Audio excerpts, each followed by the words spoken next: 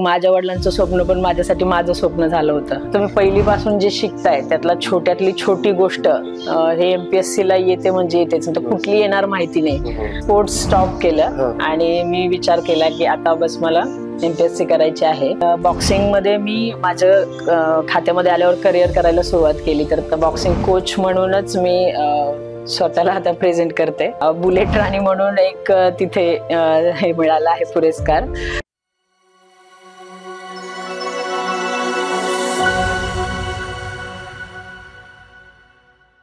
नमस्कार, ignited stories मध्ये आपलं स्वागत. कर्तृत्ववान अशा महिलांशी आपण संवाद साधणार आहे. आज आपण ज्यांच्याशी संवाद साधतोय त्या आहेत एक कर्तृत्ववान महिला पोलीस अधिकारी वर्षा बांबे मॅडम. मॅडम नमस्कार आणि स्वागत आपलं या कार्यक्रमामध्ये. नमस्कार. तुमचं सगळं बालपण या लोणीच्या परिसरातच गेलं आणि मला वाटतं तेव्हापासूनच खेळाची वगैरे आवड होती. तर थोडंसं आधी बालपणाबद्दल आम्हाला सांगा. माझं बालपण लोणीमध्येच गेलं आणि सगळ्यात महत्वाचं म्हणजे आम्ही 4 भाऊ, 3 बहिणी आणि 1 भाऊ. तर माझ्या वडिलांनी मला लहानपणापासून कधी असं की मी मुलगी आहे आणि तू बाबा घरातच बसायचंय असं कधीच केलं नाही. म्हणजे त्यांनी मला प्रत्येक वेळेस एक मुलगा म्हणूनच वागणूक दिली की तू सगळं करायचंय. माझी प्रत्येक आवड त्यांनी जोपासली. मला जे जे आवडलं त्यांनी मला त्याच्यामध्ये पुढे जाण्यासाठी खूप पाठिंबा दिला. आणि ज्यावेळेस मी कॉलेजला होते तर त्यावेळेस त्यांनी मला स्वतः सायकल बनवून दिली की मला सायकल स्पर्धेमध्ये भाग घ्यायचा होता आणि फक्त मला माझ्या वडिलांनी बनवून दिली म्हणून मी ते पूर्ण जिल्ह्यामध्ये त्यावेळेस मी फर्स्ट आले आणि त्याच्या पुढे मग नंतर झाले अजून खेळले मी. तुम्ही पहिल्या खेळाची निवड केली ते सुद्धा कराटे होतं. म्हणजे तसं इतरांसाठी म्हणजे थोडंसं कष्टदायक किंवा असं वेगळ्या कराटेचीच निवड का केली? कसं झालं म्हणजे पहिल्यापासून मला खेळाची खूप आवड होती. म्हणजे मी एक कुठे इकडे ट्रेकिंगला जा, इकडे डोंगर चढ, असे सगळं मला पहिल्यापासूनच आवड होती. तर मग कराटे हा विषय जो होता तो मला पहिल्यापासून शिकण्यामध्ये खूप इंटरेस्ट होता की ह्याचे किक किंवा हा मार्शल आर्ट कशा प्रकारचा आहे काय की हे शिकावं. आणि हे असं मला वाटत होतं की प्रत्येक मुलींनी ते शिकलं पाहिजे की सेल्फ डिफेन्स साठी. तर माझ्या वडिलांनी पण मला खूप त्याच्यामध्ये पाठिंबा दिला. मला तो क्लास जॉईन केला. माझ्या आई वडिलांनी मला त्या क्लाससाठी म्हणजे दररोज तिकडे ये, कारण त्यावेळेस खूप जास्त लोणीमध्ये हे नव्हतं, तसं तो खूप ग्रामीण भाग होता. पण मला त्यांनी त्यावेळेस खूप सपोर्ट केला आणि मग त्याच्यात माझी आवड निर्माण होत गेली. मी त्याच्यात खूप पुढे गेले. म्हणजे खेळामध्ये आवड असल्यामुळे असं वाटलं का नंतरच्या काळात जेव्हा तुमच्या कॉलेज जीवनात की आपण आता पोलीस अधिकारी व्हावं किंवा या क्षेत्रात जावं? ती जी आवड आहे ना म्हणजे पोलीस खात्यात यायची ती माझ्या वडिलांची खूप इच्छा होती की मला ते लहानपणापासून म्हणायचे की नाही हिच्यामध्ये गट्स आहेत आणि ही त्या लेवलला जाणार. तर त्यांनी जो पहिल्यापासून माझ्यावरती विश्वास दाखवला होता ना, तर मग मला नंतर जेव्हा मी कॉलेजला आले मला कळायला लागलं की आपलं करिअर काय दृष्टीने हे करायचंय. तर मग माझ्या वडिलांचं स्वप्न पण माझ्यासाठी माझं स्वप्न झालं होतं. मग मी त्या दृष्टीने प्रयत्न केला की कुठे क्लासेस आहेत, कसा अभ्यास करावा लागेल ह्याची माहिती घेतली आणि मग पुण्यामध्ये क्लास जॉईन केला स्टडी सर्कलचा. मग अभ्यास केला. सकाळी इथनं पहाटे 5 ला जायचं, तिथे जाऊन क्लास अटेंड करायचा, दिवसभर स्टडी करायचा, संध्याकाळी रिटर्न यायचं, असं ते शेड्यूल चालू होतं. यात घरच्यांची सुद्धा साथ खूप मोलाची होती. तुम्हाला जसा आग्रह केला तसा भावांना नाही आग्रह केला का वडिलांनी? नाही केला ना. म्हणजे त्यांचं कसं होतं की प्रत्येकाला ज्याला जे क्षेत्र आवडतं त्याच्यामध्ये त्यांनी बाबा पुढे जावं असं त्यांचं मत होतं. तर माझं क्षेत्र फक्त खेळ होतं आणि जी माझी पर्सनॅलिटी होती की बिंदास राहणं, बिंदास नडणं आणि प्रत्येक गोष्टीला असं एकदम डॅशिंगरित्या सामोरे जाणं. तर त्याच्यामुळे त्यांनी मला त्या क्षेत्रामध्ये मला पाठिंबा दिला की हिला ह्याच्यामध्ये आवड आहे तर आपण हिला याच्यासाठी काय करावं. प्रशासकीय क्षेत्रात का वेगवेगळ्या क्षेत्रात? नाही, आमचा स्वतःचा म्हणजे माझ्या वडिलांचा आमचा फॅमिली बिझनेस आहे तर तो तेच बघतो. भाऊ सगळ्यात छोटा आहे, मग आता भावंड तेच बघतात. आता अभ्यास करताना कशा पद्धतीने अभ्यास केला आणि विशेषतः म्हणजे आता पोलीस अधिकारी व्हायचं म्हणून काही वेगळ्या प्रकारचं प्रशिक्षण त्या काळात घेतलं का? म्हणजे वेगळ्या प्रकारचं प्रशिक्षण म्हणजे आता MPSC करायचं म्हटलं आता सर्वांनाच माहिती आहे की दिवस रात्र आपल्याला तिथे अभ्यास केल्याशिवाय पर्याय नाहीये. म्हणजे जर तुम्ही पहिलीपासून जे शिकताय त्यातला छोट्यातली छोटी गोष्ट हे MPSC ला येते म्हणजे येतेच, तर कुठली येणार माहिती नाही. पण पूर्ण स्टार्टिंग पासून जे काय आहे म्हणजे आपण जे शिकलो एक 5वी पासूनचा स्टडी पूर्ण ग्रॅज्युएशन पर्यंत करंट अफेअर ह्या सगळ्याला तेवढा वेळ देऊन की दिवसभर जवळजवळ 15 तास तर आरामात अभ्यास करत होतो. स्पोर्ट्सला वगैरे वेळ मिळाला नाही नाही त्यावेळेस स्पोर्ट्सला वेळ नाही मिळाला. म्हणजे मी स्पोर्ट्स स्टॉप केलं आणि मी विचार केला की आता बस मला MPSC करायची आहे, आपण करूयात, स्वतःला वेळ देऊया तेवढा. आणि जे माझ्या वडिलांचंही स्वप्न आहे की माझंही स्वप्न झालं होतं तर ते पूर्ण करायला प्रयत्न करूया. मग मी स्टडी केला, अभ्यास केला. मग तिथे आमचा एक चांगला ग्रुप झाला. मग त्याच्यातनं ग्रुप डिस्कशन याच्यातून बराच फायदा पडला. अच्छा, म्हणजे ही खेळांची आवड असल्यामुळं तुम्हाला एक स्वप्न पाहता आलं, प्रशासकीय अधिकारी व्हायचं, पोलीस खात्यात जायचं, आणि ते स्वप्न तुम्ही पूर्ण केलं. तर पुढे जाताना म्हणजे निवड झाल्या असं वाटलं का की पुढच्या 10 वर्षात आपल्याला हे साध्य करायचंय या सर्व्हिसमध्ये राहून? हो, असं मला म्हणजे खात्यात येण्यापूर्वीच वाटलं की मला ह्या गोष्टी अशा साध्य करायच्यात. म्हणजे पोलीस खात्यात येताना आपल्या मनात एक वेगळं राहतं की मला समाजासाठी बऱ्याच गोष्टी करायच्या आहेत. समाजामध्ये जे काही स्त्रियांवर अन्याय होतो किंवा जे काही आपल्याला अजून काही गोष्टी समाजामध्ये जनजागृत करायचं आहे तर ते आपण पोलीस खात्यात येऊन आपण त्या करू शकतो. आणि त्या पद्धतीने मी पोलीस स्टेशनला आल्यावर कामही केलं. म्हणजे बऱ्याचशा महिलांना जो काही होणारा त्रास असेल, पोलीस स्टेशनला ज्या तक्रारी घेऊन येतात तर त्यांना मदत करणं, त्यांचं मेन म्हणजे त्यांचं समाधान होणं, काउन्सिलिंग करणं, आणि त्यांना जे मी त्यांच्यासाठी करते त्या ज्या तक्रार घेऊन येतात त्याच्यात त्यांचं समाधान होणं हे खूप गरजेचं असतं. तर ते मी केलं आणि मला त्याच्यामध्ये आनंद आहे. पहिली पोस्टिंग किती साली झाली आणि कुठे झाली? पहिली पोस्टिंग 2013 ला झाली, Koregaon park police station Pune येथे. सुरुवातीला कुठल्या जबाबदाऱ्या होत्या? सुरुवातीला तर आता पोलीस खात्यात गेल्यावरती काही गोष्टी आपल्याला प्रॅक्टिकली सामोरे येतात की त्या कशा पद्धतीने केल्या पाहिजे. कारण ज्यावेळेस आम्ही ट्रेनिंग घेतो त्यावेळेस आम्हाला बऱ्याच गोष्टी सांगितल्या जातात, शिकवल्या जातात, पण ऍक्च्युअली मध्ये आपण फील्ड वर्क करतो त्यावेळेस आपल्याला म्हणजे जे शिकवलेलं असतं त्याच्यापेक्षा खूप वेगळं करावं लागतं. तर पोलीस स्टेशनला येणाऱ्या लेडीजच्या तक्रारी किंवा दिवसभर तिथे असणारं कामकाज, म्हणजे छोट्यातली छोटी तक्रार घेऊन ज्यावेळेस एखादा व्यक्ती पोलीस स्टेशनला येतो की त्याचा त्रास घेऊन, तर बाबा त्याच्याशी आपण कसं डील केलं पाहिजे हे आम्हाला तिथे असणारे जे काही सिनियर आहेत तर त्यांनी खूप चांगल्या प्रकारे तिथे आम्हाला सांगितलं. आता 11 वर्ष जवळजवळ झाली सर्व्हिसला. मग तुमची जी खेळाची आवड होती ती कशी जोपासली? म्हणजे त्या संदर्भात काय केलं तुम्ही खात्यामध्ये? खात्यामध्ये आल्यानंतर मी माझा खेळ पुन्हा सुरुवात केली. आणि खात्यामध्ये आल्यावर मी ऑलरेडी कराटे, किक बॉक्सिंग खेळत असल्यामुळे मी बॉक्सिंग खेळ हा माझा आवडता, तर मी तो निवडला. आणि बॉक्सिंग मध्ये मी माझं खात्यामध्ये आल्यावर करिअर करायला सुरुवात केली. तर त्याच्यामध्ये मी जे आमची अखिल भारतीय पोलीस स्पर्धा असते ऑल इंडिया लेवलवर, तर त्याच्यामध्ये मी खेळले. त्याच्यामध्ये मला खूप सारे मेडल्स मिळाले. आणि ते मेडल्स मिळाल्यानंतर मला 2016 ला आमचे माननीय पोलीस महासंचालकांचं पदक असतं DG इन्सिग्निया. ते खूप मानाचं असतं. ते असं सहजासहजी कोणाला मिळत नाही. प्रत्येक क्षेत्रात काहीतरी उत्कृष्ट कामगिरी करणाऱ्याला ते मिळतं. तर ते मलाही मिळालं. म्हणजे मी त्यावेळेस माझ्यासाठी खूप ते प्रशंसनीय होतं, महत्वाचं होतं.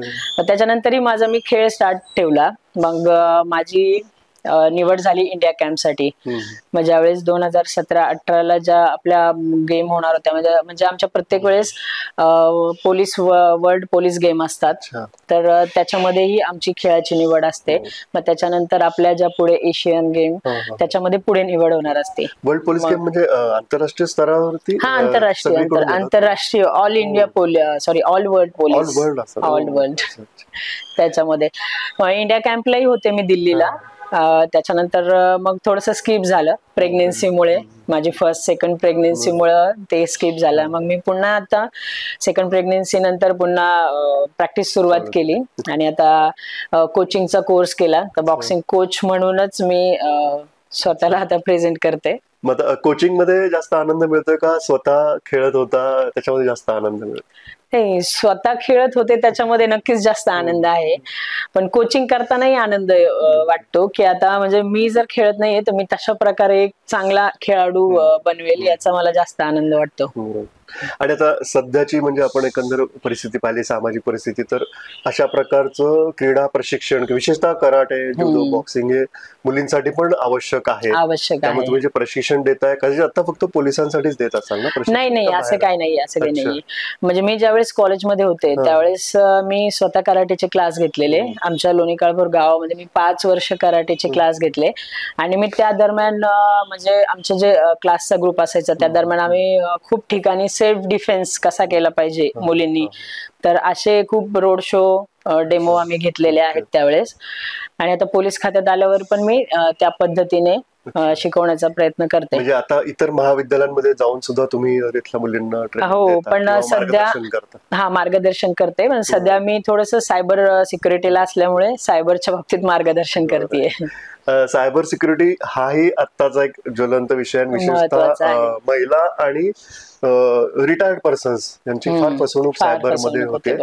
ती पोस्टिंग तुमची कुठे होती सायबरची, आणि त्यातले काही अनुभव विशेषतः ज्याची काळजी घेतली पाहिजे असे काही मुद्दे सांगता येतील का? आता सायबरमध्ये ना कसं, जो सायबर फ्रॉड करणारा असतो म्हणजे तो ऑलरेडी कसं वेगवेगळ्या पद्धतीने मला सायबर चोरी करता येईल हा त्याचा मोटिव्ह असतो, की जो तुम्हाला आम्हाला माहिती नाहीये अशा अजून वेगळ्या प्रकारे कसं मला त्याची पद्धत शोधता येईल, तर त्याचा तो मोटिव्ह असतो. तर दरवेळेस वेगवेगळे सायबरचे प्रकार आपल्याला नजरेस येतात. मध्ये आता सध्या तर तुम्हाला फोन करणार किंवा एखादा व्हिडिओ कॉल करणार, तुम्हाला ब्लॅकमेल करणार, ह्या पद्धतीने ब्लॅकमेल करून तुमच्याकडून पैसे घेणार. आणि आता सध्याचं तर डिजिटल अरेस्ट म्हणून सध्याचा नवीन सायबर फ्रॉड आहे. एकतर वयस्कर लोक जे गव्हर्नमेंट सर्वंट असतात तर ते रिटायर्ड झाले की बाबा तुमचा प्रॉव्हिडंट फंड जमा आहे, आम्ही तुम्हाला लवकर हे करून देतो, अशा प्रकारे फोन करून त्यांना फसवणारा सायबर फ्रॉड आहे. आणि लेटेस्ट म्हणजे डिजिटल अरेस्ट, की तुमचं बाहेरच्या देशातनं तुमचं जे काही पार्सल आलेलं आहे ते अवैध आहे आणि त्याच्यात तुम्हाला जेल होऊ शकते, नार्कोटिक्स डिपार्टमेंट असं तसं त्यांना फोन करून त्यांना पूर्ण इमोशनली डाऊन करून समोर एखाद्या पोलीस अधिकाऱ्याचा कॉन्फरन्स व्हिडिओ याच्यावरती बोलायला लावणार आणि त्याला पूर्ण घाबरवून टाकणार, मेंटली खच्चीकरण करणार आणि मग त्याच्याकडून पैसे उकळणार, कोणालाही सांगायचं नाही वगैरे, अशा प्रकारे तो फ्रॉड समोरचा व्यक्ती फ्रॉड करणार. याच्यामध्ये कसं म्हणजे कळत नाही, हिप्नोटिझमचा पण भाग असतो का ते डिजिटल म्हणजे ऑटोमॅटिकली माणूस नाही होतं ना सर, होतं साहजिकच होतं. म्हणजे मी तुम्हाला त्या पद्धतीने तुमच्या माइंडशी मी खेळते व्हिडिओ कॉल वरती आणि तुम्हाला पूर्ण मी माझ्या ह्याच्यामध्ये करून भीती दाखवून तुम्हाला पूर्ण मी हे करून टाकते, हिप्नोटाईज करून टाकते की तुम्ही कोणालाही सांगायचं नाही. आणि पोलीस म्हटलं की सामान्य माणूस लगेच घाबरतो. मग त्याच्याकडनं पैसे घ्यायचे, त्यांच्याकडनं जे काही सोनं नाणं आहे तेही घ्यायचं. म्हणजे रिसेंटलीच आता मागेच आमच्या पोलीस स्टेशनला अशीच एक केस झाली 2 करोडची डिजिटल अरेस्ट. मग समोरच्या व्यक्तीला सांगितलं की तुमचं असं असं पार्सल आलेलं आहे आणि ते पार्सल मध्ये अवैधरित्या सामान आहे, तर त्याच्यामुळे आम्ही तुम्हाला अरेस्ट करणार आहे. तर तुम्ही कुठेही जायचं नाही, घरातच बसायचं आणि कोणालाही सांगायचं नाहीये. मग समोर त्याला त्या कम्प्युटरच्या स्क्रीनवर फक्त एक लॉकअप सारखं हे दिसणार आणि लोगो दिसणार पोलिसांचा, बस. तो व्यक्ती समोर येणार नाही, फक्त त्याचा आवाज येणार. अशा प्रकारे त्याला घाबरून पूर्ण त्यांच्याकडनं पैसे घेणार.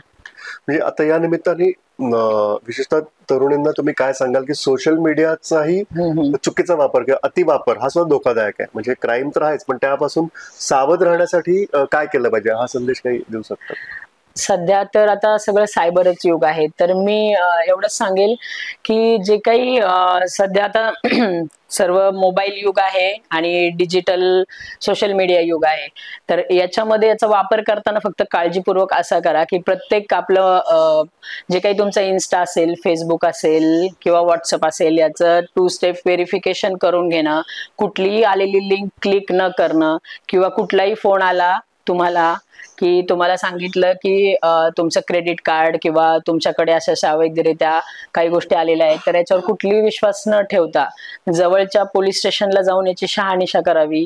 कोणी व्हिडिओ कॉल करून तुम्हाला त्रास देत असेल, इमोशनल ब्लॅकमेल करत असेल, तर या बाबतीत सुद्धा घाबरून न जाता की आपल्या घरातील आई वडिलांना किंवा जवळच्या पोलीस स्टेशनला जाऊन ही सर्व माहिती द्यावी.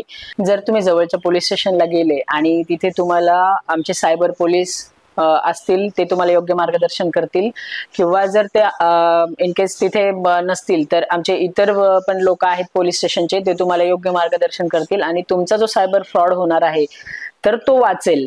आणि समोरच्या व्यक्तीला आपण कसं त्याच्यामध्ये गुंतून कसं पोलीस स्टेशन पर्यंत घेऊन येऊ किंवा त्याच्यावर केस करून कसं त्याला अरेस्ट करू हे पोलीस नक्कीच बघतील. तुमचा जो सायबर क्राईमचा जो अनुभव राहिला तो कुठे पोस्टिंग होती शाळेला? माझी सध्याची पोस्टिंग आहे नागपूर शहर येथे. मी सायबर पोलीस स्टेशनला काम केलं आहे आणि सध्या माझी आत्ताच 1 महिना झाला की सायबरवरून तिथे सीताबर्डी पोलीस स्टेशन येथे नेमणूक झाली आहे. सध्या आता तिथे कामकाज चालू आहे.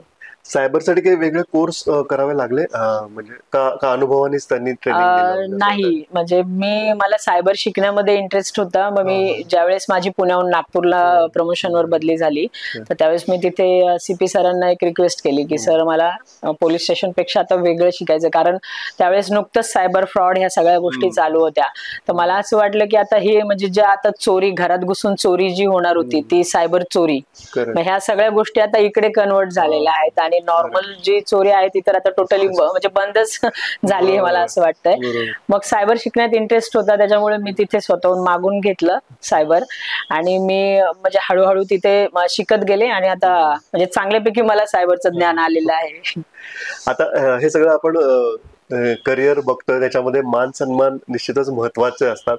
तुम्ही एक उल्लेख केला त्या पदाचा, पोलीस महासंचालक मिळालं, तर बाकी कुठले पुरस्कार तुम्हाला मिळालेत या काळात? ज्यावेळेस पुण्यामध्ये रश्मी शुक्ला मॅडम होत्या, सीपी मॅडम, तर आणि त्यावेळेस डीजी इन्सिग्निया मला त्यांच्या पालकमंत्री गिरीश बापट सर यांच्या हस्ते मिळाला आणि एक उत्कृष्ट कर्तृत्ववान महिला म्हणून पण मला पिंपरी चिंचवडच्या त्या ठिकाणी तिथल्या एका संस्थेने मला तो एक पुरस्कार दिलेला. आणि नागपूरमध्ये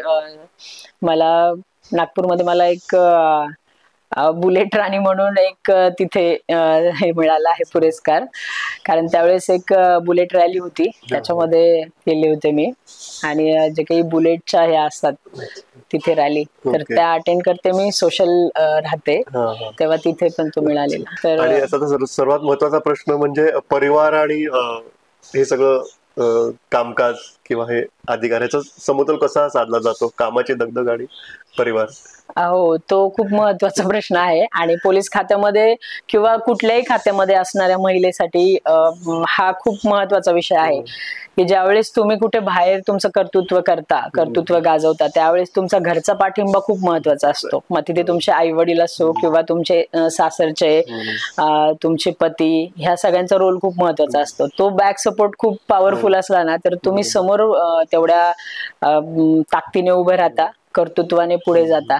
तर मला तो सपोर्ट देवाच्या कृपेने खूप चांगला आहे, आई वडिलांचाही आहे आणि त्याच्याबरोबर माझे मिस्टर आहेत, माझे सासरचे सासू सासरे, त्यांचाही सपोर्ट मला खूप आहे.